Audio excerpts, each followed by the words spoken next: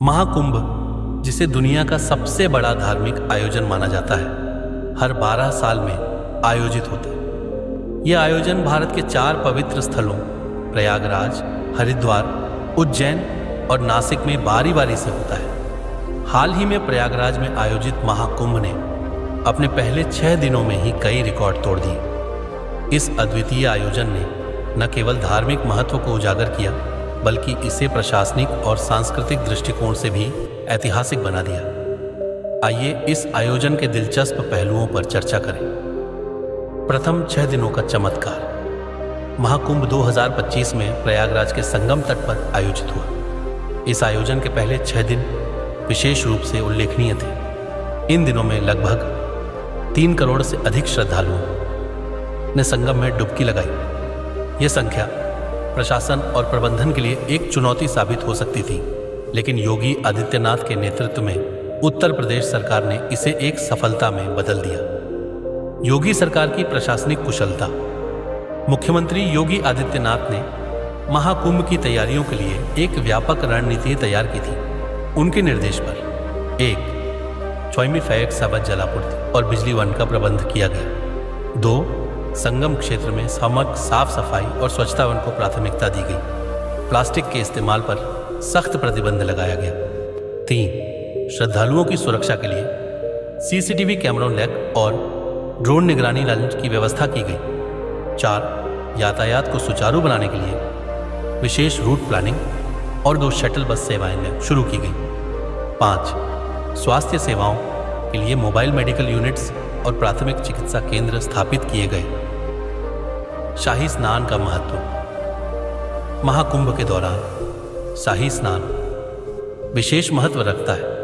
पहले 6 दिनों में ही 2 प्रमुख शाही स्नान हुए। इन स्नानों में अखाड़ों के संतों और साधुओं ने पारंपरिक झांकियों के साथ हिस्सा लिया। लाखों श्रद्धालु इन पवित्र स्नानों को देखने और उसमें भाग लेने के लिए उमड़ पड़े। शाही स्नान का आकर्षण न केवल धार्मिक था, बल्कि इसकी रंगीनता और भव्यता ने इसे एक सांस्कृतिक उत्सव का रूप दे दिया। अखाड़ों के संतों की भव्यता और उनकी परंपरागत वेशभूषा ने लोगों को मंत्रमुग्ध कर दिया। आधुनिक तकनीक का उपयोग। इस बार के महाकुंभ में आधुनिक तकनीक का व्यापक उपयोग किया गया। 1. कृत्रिम बुद्धिमत्ता AI और डेटा एनालिटिक्स की मदद से भीड़ प्रबंधन किया गया। 2. श्रद्धालुओं को मार्गदर्शन देने के लिए मल्टी लैंग्वेज ऐप्स लॉन्च किए गए। 3. संगम क्षेत्र में 5G इंटरनेट सेवा उपलब्ध कराई गई ताकि श्रद्धालु और मीडिया आसानी से संपर्क स्थापित कर सके। संस्कृति और परंपरा का संगम। 2 महाकुंभ न केवल एक धार्मिक आयोजन है, बल्कि यह भारतीय संस्कृति और परंपराओं का संगम भी है। इन 6 दिनों में 1. रामलीला, कथकली और लोक नृत्य कड्ड जैसे सांस्कृतिक कार्यक्रम आयोजित किए गए। 2. कविता पाठ और धार्मिक प्रवचन तालीलक के माध्यम से भारतीय साहित्य और धर्म का प्रचार प्रसार किया गया।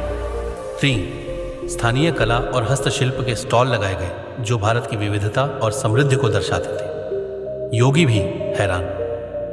महाकुंभ के पहले 6 दिनों में रिकॉर्ड तोड़ श्रद्धालुओं की उपस्थिति और आयोजन की भव्यता ने मुख्यमंत्री योगी आदित्यनाथ को भी प्रभावित किया। उन्होंने कहा, यह आयोजन केवल धार्मिक दृष्टि से नहीं, बल्कि भारत की सांस्कृतिक शक्ति और प्रशासनिक क्षमता का प्रतीक है। विदेशी श्रद्धालुओं की भागीदारी। महाकुंभ की प्रसिद्धि न केवल भारत तक सीमित है, बल्कि यह आयोजन दुनिया भर के श्रद्धालुओं को भी आकर्षित करता है।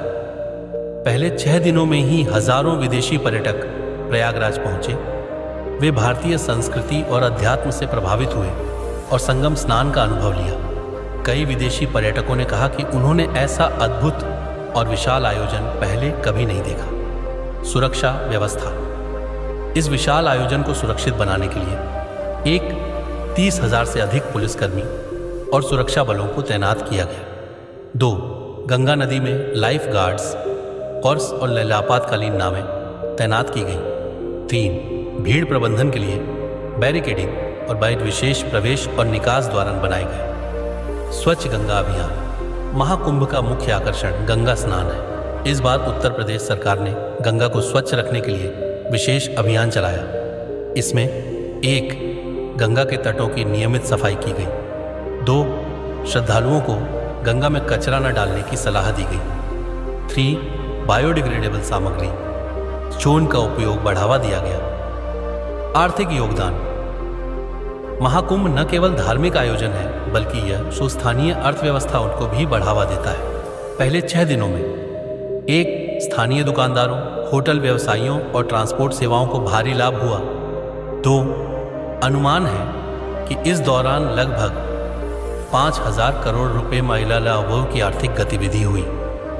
पर्यावरणीय संतुलन। इस बार के महाकुंभ में पर्यावरण संरक्षण पर विशेष ध्यान दिया गया। सरकार ने प्लास्टिक के इस्तेमाल पर प्रतिबंध लगाया और श्रद्धालुओं को पौधे लगाने के लिए प्रेरित किया। आयोजन स्थल पर ग्रीन जोन विकसित किए गए, जहां पर्यावरणीय जागरूकता कार्यक्रम आयोजित किए गए।